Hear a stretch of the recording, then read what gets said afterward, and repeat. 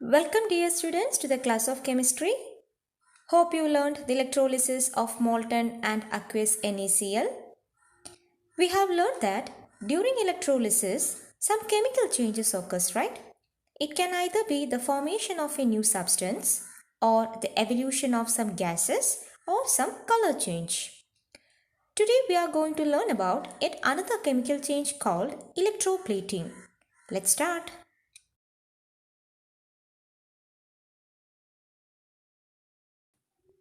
Observe the picture closely. All these materials are used in our daily life, didn't we? Did you know how these things are being plated by these metals? It is because of electroplating. So let's start with the definition of electroplating. It is the process of coating one metal over another metal using electrolysis. This coating improves the appearance of the metal and prevents the metallic corrosion. During electroplating, the article to be coated is connected to the negative terminal of the battery. The metal to be plated is connected to the positive terminal of the battery. Remember, a salt solution of the metal to be coated is taken as the electrolyte. Now observe the figure 3.4 given in your textbook showing the process of electroplating copper on an iron bangle. In this figure, the iron bangle is the material which is to be coated with the copper and it is connected to the negative terminal. The positive terminal is connected to the copper rod as the metal copper is to be plated. Here the metal copper is coated over iron bangle. So copper sulfate is taken as the electrolyte. Remember the salt solution of metal to be coated is taken as the electrolyte.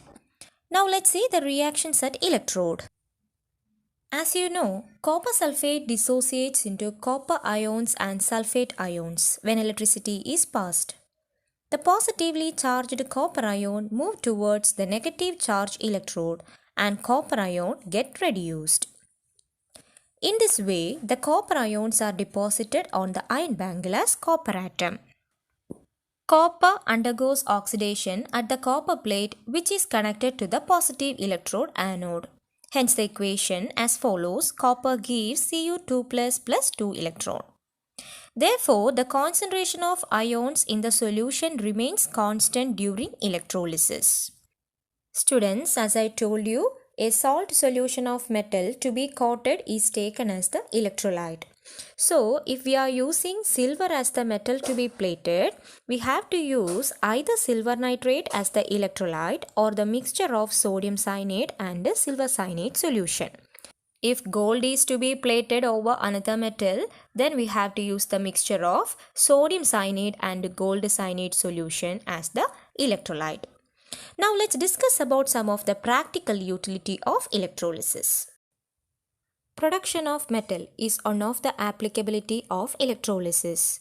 Using this, we can produce metals like potassium, calcium, sodium and aluminium.